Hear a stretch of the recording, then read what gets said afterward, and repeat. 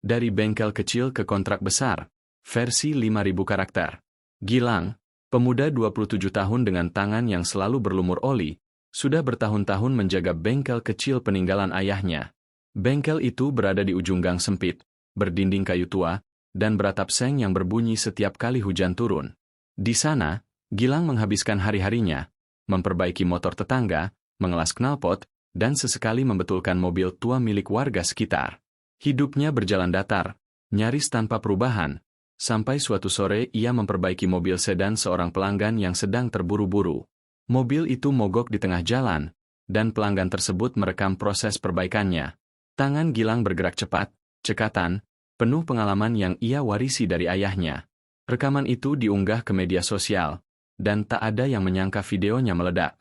Dalam semalam, Gilang menjadi viral. "Mas yang servis mobil cepat itu ya? Hebat banget," komentar warganet. "Ajarin dong, Bang. Skill begini harusnya masuk TV," tulis yang lain. Dalam beberapa hari, nama Gilang mencanik memenuhi beranda TikTok dan Instagram. Orang-orang datang dari berbagai daerah hanya untuk memperbaiki kendaraan di bengkelnya yang sempit itu. Gilang sempat kewalahan, tapi juga takjub melihat hidupnya berubah begitu cepat. Suatu pagi, seorang pria berjas datang memperkenalkan diri sebagai perwakilan perusahaan ekspedisi nasional. Ia menawarkan kerjasama besar, servis rutin seluruh armada truk mereka. Gilang seketika terdiam. Tawaran itu bukan main-main. Kontrak bernilai ratusan juta rupiah dan peluang meningkatkan bengkel kecilnya menjadi lebih besar. "Kalau Mas Gilang setuju, kita mulai bulan depan. Kami butuh orang yang cepat, teliti, dan bisa diandalkan. Nama Mas sedang naik, dan itu membawa nilai lebih," kata pria itu sambil menyerahkan map tebal berisi draft kontrak. Gilang memandangi berkas itu lama, seolah takut menyentuhnya. Bengkel kecilnya hanya punya 2 lift hidrolik tua, beberapa set alat manual, dan 1 meja panjang peninggalan ayahnya. Apakah ia sanggup menangani kontrak sebesar itu? Reno, sahabat yang sejak dulu selalu menemaninya, menepuk pundaknya. "Lang, ini kesempatan hidupmu. Ayahmu pasti bangga kalau lihat kamu sekarang." Setelah berdiskusi panjang dan mengumpulkan keyakinan, Gilang akhirnya menandatangani kontrak tersebut di sebuah kafe sederhana. Tangannya sedikit bergetar ketika tinta pena menyentuh kertas. Bukan karena takut, tapi karena sadar inilah langkah yang mengubah hidupnya. Dalam waktu 1 minggu, perubahan besar terjadi. Bengkel kecil itu sudah tidak terlihat seperti sebelumnya. Truk-truk besar berdatangan, alat-alat modern dipasang, dan beberapa teknisi profesional direkrut untuk membantu. Papan nama yang dulu kusam kini berganti dengan huruf timbul besar bertuliskan Gilang Auto Works, Professional Service Speed Repair. Saat semua orang sibuk bekerja, Gilang berdiri di tengah bengkel barunya, menatap sekeliling dengan mata berkaca-kaca. Seolah ia melihat 2 dunia berbeda, masa lalunya yang penuh perjuangan dan masa depannya yang kini terbuka lebar. Reno mendekat sambil tersenyum lebar. "Mulai hari ini hidupmu nggak sama lagi, Lang." Gilang hanya mengangguk pelan. Ada kebanggaan yang bergetar halus di dadanya, namun juga rasa khawatir yang tak bisa ia jelaskan. Ia sadar, semakin besar rezeki yang datang, semakin besar tanggung jawab yang mengikutinya. Tapi ada hal lain yang ia belum ketahui, bahwa ketika seseorang mulai naik, bukan hanya rezeki yang mendekat, tetapi juga masalah, sorotan, dan godaan yang tak pernah ia bayangkan. Ia menatap papan nama bengkel sekali lagi, menarik napas panjang, lalu tersenyum tipis. Gilang belum tahu, inilah awal dari cerita panjang hidupnya. Awal dari keberhasilan, dan awal dari badai yang perlahan mendekat tanpa suara. Naik kelas dan naik sorotan. 3 bulan setelah penandatanganan kontrak besar itu, hidup Gilang berubah seperti jalan tol yang lurus dan cepat. Omzet bengkelnya naik berkali-kali lipat. Jika dulu ia hanya memperbaiki motor warga sekitar, kini puluhan truk ekspedisi keluar masuk workshop setiap hari. Suara mesin berat, percikan las, dan langkah para teknisi memenuhi ruangan besar yang dulu hanya bangunan reyot peninggalan ayahnya. Media lokal mulai melirik. "Pemuda gang sempit bangkitkan bengkel warisan," tulis sebuah koran. "Bos tajir baru dari pinggiran kota," judul artikel yang lebih sensasional dari media online. Foto Gilang, yang dulu hanya dikenal sebagai anak bengkel berkaus lusuh, kini terpampang di mana-mana. Ia tampil rapi, pakai kemeja hitam bertulisan Gilang Auto Works, tersenyum di depan kamera. Perubahan tidak berhenti di situ. Dengan pemasukan yang naik drastis, ia membeli peralatan baru, mesin balancing digital, alat diagnostik komputer, 2 lift hidrolik modern, dan sebuah ruang tunggu ber-AC untuk pelanggan VIP. Karyawan yang awalnya hanya 5 orang kini menjadi 30. Mereka diberi seragam baru, pelatihan rutin, dan gaji yang lebih layak. Di tengah kesibukan itu, Gilang juga diundang ke sebuah podcast bisnis terkenal. Di sana, ia diminta menceritakan kisah perjalanannya. Gilang ini contoh sukses anak muda yang memanfaatkan viral moment menjadi sesuatu yang nyata, kata host sambil tersenyum. Gilang tertawa kecil, agak kikuk, tetapi bangga. Ia tidak pernah membayangkan duduk di kursi seperti itu, berbicara di depan kamera dengan lampu studio terang. Namun saat podcast itu dirilis, angka viewers melonjak, dan komentar membanjir. Gila, keren. Anak bengkel bisa sukses begini. Aku suka kerendahan hatinya. Gilang calon miliuner nih. Namun, seperti kata orang tua dulu, setiap sorotan punya bayangannya sendiri. Dan bayangannya mulai tampak di dunia maya. Awalnya hanya komentar biasa. Tetapi beberapa minggu kemudian, Instagram Gilang berubah menjadi lautan pesan. Ada yang meminta tips bisnis, ada yang menawarkan kerjasama, dan ada juga yang mengirimkan godaan.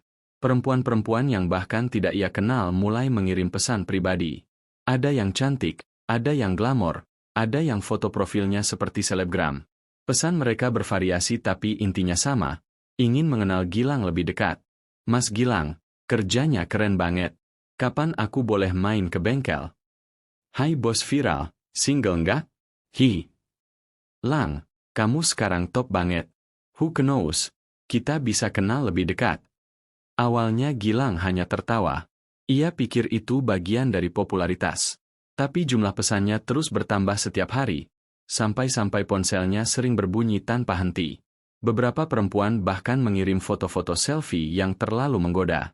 Ada yang menandai namanya di Instagram Story dengan caption provokatif. Di bengkel, beberapa karyawan mulai menggoda Gilang.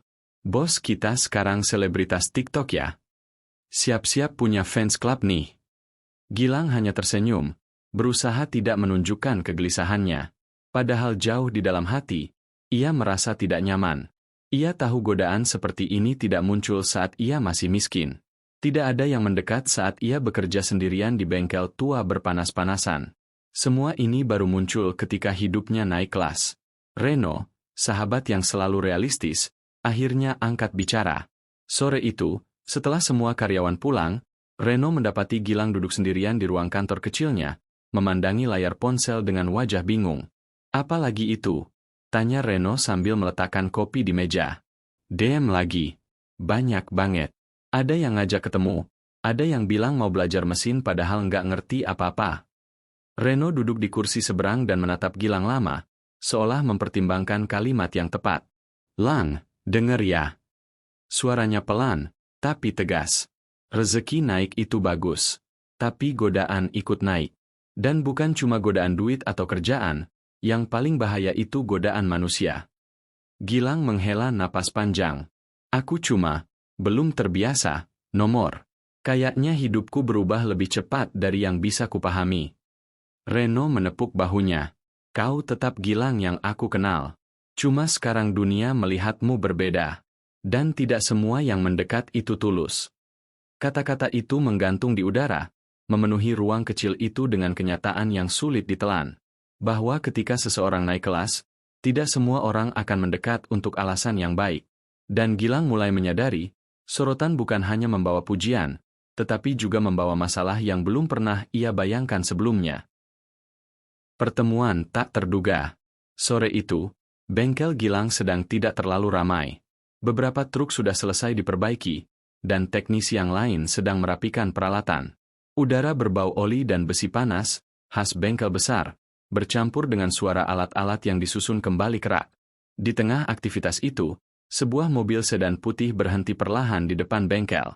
Pintu terbuka, dan keluarlah seorang perempuan berpenampilan rapi dengan rambut panjang yang terurai lembut. Ia memakai kemeja biru muda dan celana panjang hitam yang membuatnya tampak elegan dan anggun. Tatapannya langsung tertuju pada Gilang, yang saat itu sedang memeriksa kondisi mesin truk. Karyawan di bengkel menoleh hampir bersamaan. Mereka tahu, pelanggan seperti ini jarang muncul. Biasanya yang datang sopir truk, pemilik mobil keluarga, atau warga sekitar.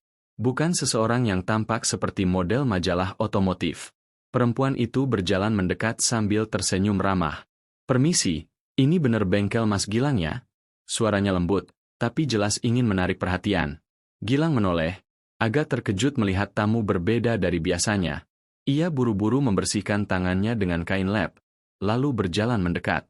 "Iya, Mbak, ada yang bisa dibantu?" tanyanya sopan. Perempuan itu tersenyum lagi, senyum yang terlalu lebar untuk seseorang yang hanya ingin servis mobil. "Oh iya, perkenalkan, saya Mira. Mobil saya sepertinya butuh dicek. Tapi sebenarnya saya juga penasaran sama bengkel Mas Gilang. Saya lihat Mas sering muncul di TikTok." "Keren, ya." Gilang agak kikuk. Ia tidak terbiasa dipuji seperti itu, apalagi oleh perempuan yang wajahnya tampak terlalu sempurna di bawah cahaya bengkel sore hari. "Terima kasih, Mbak. Boleh saya lihat mobilnya?" Mira mengangguk, tetapi bukannya berdiri di samping mobil. Ia justru mengikuti Gilang terlalu dekat. Saat Gilang menunduk memeriksa kondisi ban, Mira berdiri seolah menunggu waktu tepat untuk mengobrol lagi. "Mas Gilang sibuk banget ya?" ujarnya sambil memainkan ujung rambutnya. "Kayaknya sekarang harus cari alasan biar bisa ketemu. Makanya saya datang ke sini sekalian cek mobil." Kalimat itu membuat beberapa teknisi berhenti merapikan alat untuk menguping. Dua di antaranya saling menyenggol, menahan tawa. Sementara Reno, yang sedang membawa kardus oli, berdiri di kejauhan, memicingkan mata penuh kecurigaan. Mira tidak berhenti sampai di situ. Setiap 5 menit, ia melontarkan pujian. "Mas ini ya yang dijuluki bos tajir baru? Pantesan viral. Mas, rambut Mas bagus banget kalau kena cahaya. Atau, Mas nggak keberatan kalau nanti saya tanya-tanya soal mesinnya? Biar bisa ketemu lagi." Gilang hanya bisa menjawab seadanya. "Hehe, iya, boleh." Di dalam hati ia bingung. Biasanya pelanggan ingin cepat selesai dan pulang. Tapi Mira tampak menikmati waktu di bengkel seolah itu kafe. Saat Gilang sedang memeriksa mesin, Mira berdiri di sampingnya dengan jarak yang terlalu dekat untuk ukuran orang baru kenal. Ia bahkan mencondongkan wajahnya hingga Gilang harus pura-pura fokus ke baut mesin agar tidak salah tingkah. Melihat gelagat aneh itu, Reno akhirnya mendekat. Ia merogoh telinga Gilang dan berbisik pelan. "Lan, fix. Ini orang bukan mau servis mobil. Mobilnya sehat. Aku lihat tadi. Dia mau servis hati kamu." Gilang hampir tersedak udara. "Halah, jangan bercanda. Mungkin dia cuma ramah." Reno mencibir. "Ramah apaan? Tadi dia nanya kamu suka kopi atau teh. Pelanggan mana yang peduli begitu?" Gilang tidak menjawab. Ia hanya menghela napas. Ia tahu ada yang berbeda, tapi tidak tahu bagaimana menghadapinya tanpa terlihat tidak sopan. Ia masih anak bengkel yang terbiasa ditinggal pelanggan begitu servis selesai, bukan laki-laki populer yang dipuja-puja karena viral. Sementara itu, Mira terus berkeliling bengkel sambil pura-pura tertarik pada alat-alat yang jelas bukan minatnya. "Oh ini apa, Mas?" katanya sambil menyentuh mesin scan. "Itu buat cek ECU." "Wah, keren banget." Mira menjawab dengan suara yang terlalu antusias, seakan ia baru melihat sihir. Karyawan lain mulai memberi kode ke Gilang dengan mata dan bahu, sebagian menahan tawa, sebagian kasihan melihat bos mereka kewalahan menghadapi tamu yang jelas punya agenda lain. Setelah hampir 1 jam menyita perhatian, akhirnya mobil Mira selesai dicek, yang sebenarnya tidak membutuhkan perbaikan apapun. Tapi Mira seolah tidak ingin pergi. "Saya boleh minta nomor Mas Gilang, buat nanya perkembangan mobil saya nanti." Padahal mobil itu baik-baik saja. Gilang tersenyum canggung. "Biasanya lewat admin aja, Mbak. Biar lebih rapi." Mira tersenyum, kali ini lebih samar, seperti mengerti bahwa Gilang memberi batas. Ya sudah deh. Tapi saya pasti balik lagi ke sini. Entah untuk mobil, atau Masnya," katanya sambil berkedip nakal sebelum masuk ke mobil. Mobilnya melaju pergi, meninggalkan jejak parfum dan tatapan bingung dari seluruh bengkel. Begitu Mira benar-benar menghilang dari pandangan, Reno langsung menepuk pundak Gilang. "Selamat datang di dunia baru, Bos, selamat datang di hidup yang nggak sederhana lagi. Gilang hanya terdiam. Ia tahu Reno benar. Hidupnya kini berbeda. Sorotan yang dulu ia banggakan perlahan berubah menjadi sesuatu yang ia harus hadapi dengan hati-hati. Sore itu, untuk pertama kalinya sejak bengkel viral, ia merasakan sesuatu yang tidak pernah ia bayangkan. Ketakutan halus bahwa ketenarannya akan membawa masalah yang jauh lebih rumit daripada mesin rusak manapun. Ketika popularitas menghadirkan masalah, versi 5.000 karakter. Sejak kedatangan Mira, hari-hari Gilang mulai diwarnai kejadian tak terduga. Apa yang sebelumnya hanya berupa DM menggoda, kini berubah menjadi interaksi nyata yang datang bertubi-tubi. Popularitasnya ternyata bukan hanya membawa pelanggan, tapi juga perhatian-perhatian yang tidak pernah ia minta. Awalnya, hal itu hadir dalam bentuk sederhana, paket makanan yang dikirim hampir setiap hari. Ada yang mengirimkan kue, kopi susu, nasi kotak, bahkan coklat mahal yang dibungkus rapi dengan pita emas. Pada setiap kotak, terselip pesan singkat. Semangat kerjanya, Mas Gilang. Untuk bos ganteng yang selalu sibuk. Semoga suka, biar saya ada alasan kirim lagi. Para karyawan mulai menjadikan tumpukan paket itu sebagai bahan bercandaan. Bos kita mau buka restoran sampingan nih. Teriak salah satu teknisi sambil mengangkat kotak kue. Ini banyak banget, Bang. Kapan diundang makan-makan gratis? Kata lainnya, membuat bengkel riuh. Gilang hanya tersenyum hambar. Di satu sisi ia merasa dihargai, tapi di sisi lain, ia mulai kewalahan. Tidak semua makanan berani ia makan. Ia tetap mengutamakan kehati-hatian. Reno bahkan sampai membuat aturan. Semua paket harus melalui admin dulu. Namun godaan tidak berhenti pada kiriman makanan. Beberapa perempuan mulai datang langsung ke bengkel. Ada yang pura-pura konsultasi bisnis padahal jelas-jelas tidak paham dunia otomotif. Ada yang berkunjung dengan alasan, cek mobil. Tapi mobilnya tidak menunjukkan tanda-tanda kerusakan. Dan ada pula yang meminta Gilang memberi tur keliling bengkel, sesuatu yang tidak pernah diminta pelanggan sebelumnya. Puncaknya, seorang perempuan mengaku ingin membuka usaha bengkel di luar kota dan membutuhkan mentor. Ia datang dengan membawa proposal yang tampak asal-asalan. Ketika Gilang menolak halus, perempuan itu justru mengeluarkan ponselnya dan mengambil foto selfie diam-diam. Biar ada bukti kita pernah meeting, katanya sambil tersenyum menggoda. Gilang langsung merasa tidak nyaman. Reno yang melihat kejadian itu dari jauh segera bergerak dan menengahi, memastikan perempuan itu pulang tanpa menimbulkan keributan. Tapi sejak saat itu, perasaan tidak aman mulai mengendap di hati Gilang. Malam itu, setelah bengkel tutup, Gilang duduk sendirian di ruang kantornya. Lampu neon redup memantulkan bayangan di meja kayu yang penuh berkas kerja. Ia menatap layar ponselnya yang terus bergetar. Satu notifikasi muncul, kali ini bukan dari Instagram, bukan dari pelanggan, tapi dari grup WhatsApp yang tidak ia kenal. Ketika ia membuka tautan yang dikirimkan, jantungnya langsung berdegup keras. Sebuah artikel gosip online terpampang di layar. Bos bengkel viral dekat dengan influencer cantik. Di bawah judul itu, terpajang foto Gilang, yang sedang memegang kunci Inggris, diedit berdampingan dengan foto seorang influencer terkenal yang bahkan belum pernah ia temui. Judulnya dibuat seolah-olah mereka memiliki hubungan khusus. Parahnya lagi, caption artikel berbunyi, sumber terpercaya menyebutkan keduanya sudah beberapa kali bertemu.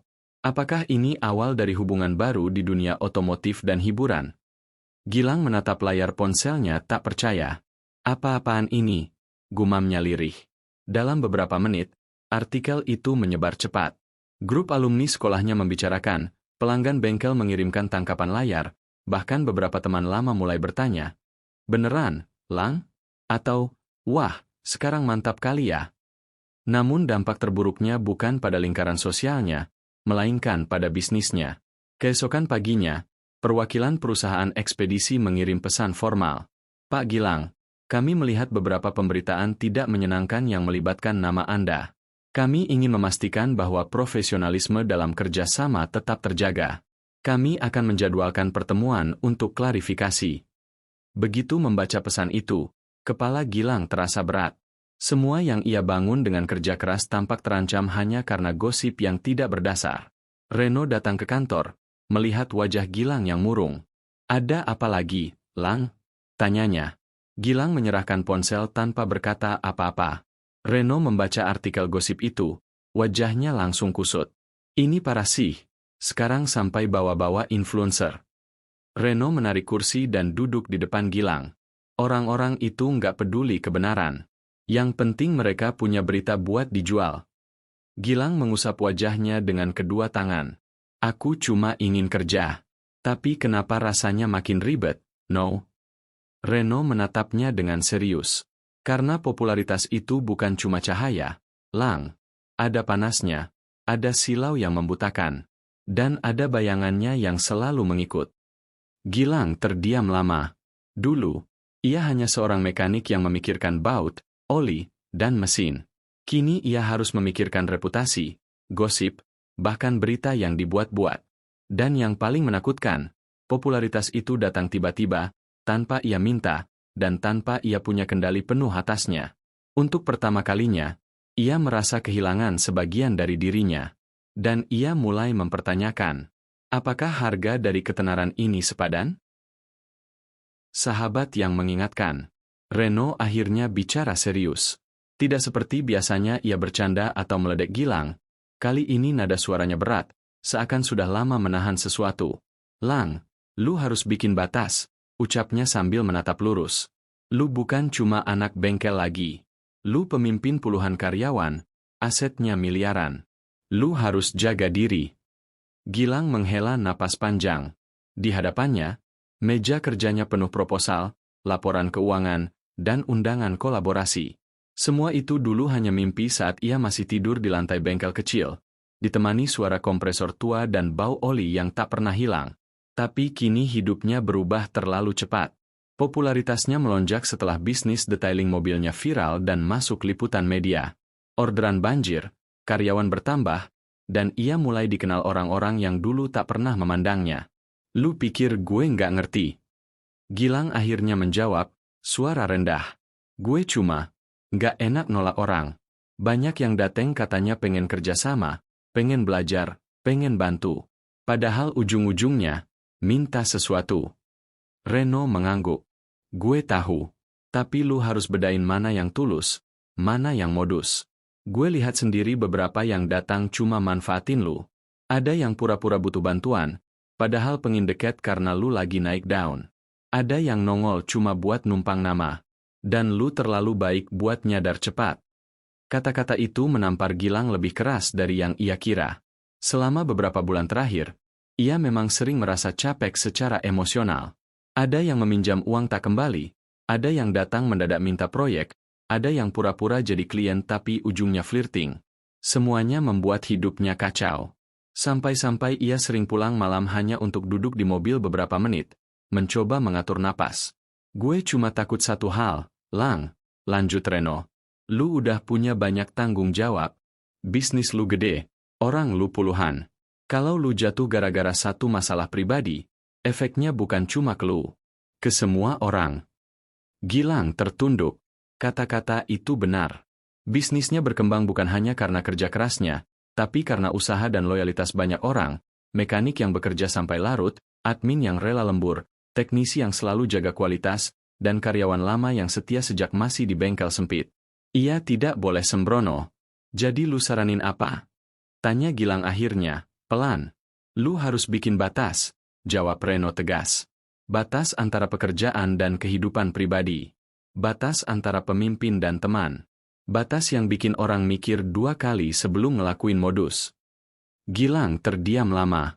Kemudian ia mengangguk perlahan. Hari berikutnya, ia mulai bergerak. Pertama, ia menutup DM pribadinya yang selama ini jadi pintu buat ratusan pesan tak terkontrol. Ia mengalihkan seluruh komunikasi ke akun bisnis yang dikelola tim customer service. Ia juga membuat sistem pelayanan resmi, formulir pendaftaran kerjasama, nomor khusus untuk vendor, dan sop ketat agar tidak ada lagi yang nyelip lewat jalur personal. Karyawan pun merasa lebih tenang karena bos mereka kini lebih fokus. Tidak lagi hilang tiba-tiba karena harus menemui seseorang yang mengaku urgent padahal enggak. Tidak ada lagi proyek tiba-tiba yang ternyata cuma permintaan tolong seseorang yang ingin numpang pamor. Beberapa orang yang dulu sering memanfaatkan celah merasa kecewa karena tidak bisa lagi menghubungi Gilang semudah sebelumnya. Tapi bagi Gilang, itu justru pertanda bahwa ia membuat keputusan yang benar. Orang tulus akan menghargai batasan, sedangkan yang datang dengan niat lain akan pergi dengan sendirinya. Malam harinya, setelah semua kantor sepi, Gilang duduk di ruang meeting dengan lampu temaram. Ia membuka pesan Reno terakhir yang hanya berisi satu kalimat. Lu bukan berubah jadi sombong, Lang. Lu cuma belajar menjaga apa yang udah lu bangun. Entah kenapa, dada Gilang terasa hangat. Untuk pertama kalinya sejak ia sukses, ia merasa tidak sendirian. Ia punya seseorang yang berani mengingatkan, bukan karena iri, tapi karena peduli. Dan ia tahu, tanpa batasan dan orang seperti Reno di sisinya, kesuksesannya bisa runtuh sewaktu-waktu. Gilang tersenyum kecil. Ia berdiri, mematikan lampu, dan menatap bengkel besar yang kini menjadi impiannya yang hidup. Mulai hari ini, gue jaga semuanya lebih baik, gumamnya. Termasuk diri gue sendiri. Tetap rendah hati, tetap waspada. Lambat laun, rumor yang sempat mengganggu nama baik Gilang mulai mereda. Beberapa orang yang dulu memanfaatkan celah komunikasi pribadi kini menghilang dengan sendirinya. Pelanggan kembali stabil, karyawan kembali bekerja tanpa kegelisahan, dan suasana di bengkel besar itu kembali terasa seperti dulu, hangat, kompak, dan penuh energi positif. Namun perubahan itu tidak terjadi begitu saja. Gilang melewatinya dengan banyak renungan, banyak evaluasi, dan terutama banyak keberanian untuk berkata tidak. Ia sadar kini hidupnya berada di titik yang sama sekali berbeda dibanding beberapa tahun lalu. Dulu ia hanyalah anak bengkel yang bekerja sendirian, memperbaiki motor sambil mendengarkan suara radio tua. Sekarang ia memimpin puluhan orang, mengatur keuangan bernilai miliaran, dan menjadi wajah dari sebuah brand yang sedang naik daun. Dan semakin tinggi ia naik, semakin kuat pula angin menerpa. Itulah pelajaran terbesar yang ia dapatkan dari masa-masa sulit itu. Banyak orang melihat kesuksesan sebagai hadiah, tapi tak banyak yang sadar bahwa di dalamnya ada ujian. Ujian untuk tetap fokus, tetap jujur, tetap waras, dan tetap rendah hati. Gilang beruntung memiliki Reno yang mengingatkannya saat ia hampir kehilangan arah. Tidak semua bos muda punya sahabat yang berani menegur tanpa rasa takut tersinggung. Sejak itu Gilang mulai menata ulang hidupnya. Ia mengatur jadwal kerja lebih rapi, tidak lagi membiarkan dirinya kelelahan emosional. Ia membuat batas antara dunia profesional dan dunia pribadi. Ia melatih diri untuk percaya pada tim, bukan mengurus semuanya sendiri seperti dulu. Dan yang paling penting, ia belajar memperhatikan tanda-tanda bahaya, pesan yang terlalu manis, tawaran yang mencurigakan, serta orang-orang yang hadir hanya saat ia sedang berada di puncak. Walaupun kehidupannya berubah drastis, rumah baru yang lebih luas, mobil yang lebih layak sebagai pemilik bengkel besar, dan relasi bisnis yang semakin melebar, Gilang memutuskan satu hal yang tidak boleh berubah, kerendahan hati. Ia tidak mau menjadi pengusaha yang lupa asal-usul. Ia masih menyapa para mekanik dengan candaan khas, masih ikut turun tangan saat ada mobil pelanggan yang butuh pengecekan cepat, dan masih memberikan perhatian kecil yang membuat suasana kerja terasa seperti keluarga. Bahkan sesekali ia masih mampir ke bengkel lamanya, tempat kecil yang kini hanya menjadi gudang, dan berdiri di depan pintunya sambil mengingat bagaimana ia dulu memulai semuanya dari nol, dengan tangan yang penuh bekas luka kerja. Suatu sore, setelah rapat bersama divisi marketing, Gilang berjalan sendirian ke area depan bangunan utama. Sinar matahari menampar papan nama bengkel barunya yang besar dan mengilap, GL Auto Works. Nama itu kini dikenal banyak orang. Tapi bagi Gilang, papan itu bukan sekadar simbol kesuksesan. Itu pengingat perjalanan panjang yang penuh keringat dan kegagalan. Ia berdiri cukup lama, membiarkan angin sore menerpa wajahnya. Lalu perlahan, ia tersenyum. Rezeki naik itu berkah, gumamnya pelan, tapi menjaga diri itu pilihan. Ia mengingat masa-masa ketika DM-nya dipenuhi permintaan aneh, ketika banyak yang mencoba mendekatinya demi keuntungan pribadi, ketika gosip mudah meledak hanya karena ia terlalu menerima semua orang tanpa batas. Semua itu nyaris membuatnya tersesat, nyaris merusak apa yang ia bangun dengan susah payah. Tapi kini ia lebih kuat, lebih bijak, lebih terlindungi. Tidak berarti ia menjauh dari dunia atau menjadi orang yang dingin. Ia hanya lebih selektif, lebih tenang dalam memutuskan, dan lebih berani menolak. Karena ia tahu satu hal yang tidak pernah diajarkan di buku bisnis manapun, menjadi sukses itu mudah, yang sulit adalah tetap sederhana, tetap jujur, dan tetap waras di tengah godaan dunia.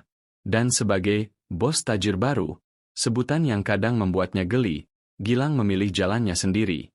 Ia bukan tipe yang memamerkan kekayaan di media sosial. Ia bukan tipe yang ingin dikelilingi banyak orang demi terlihat hebat. Ia tidak butuh pujian berlebih. Yang ia butuhkan hanyalah keberlangsungan bisnisnya, kenyamanan karyawannya, dan ketenangan hatinya.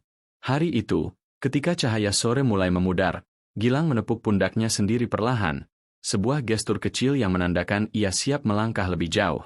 Bukan dengan kesombongan, tapi dengan kebijaksanaan. Naik boleh, katanya sambil melangkah masuk kembali ke kantor, asal kaki tetap nempel tanah. Dan itulah prinsip yang akan terus ia pegang seumur hidupnya.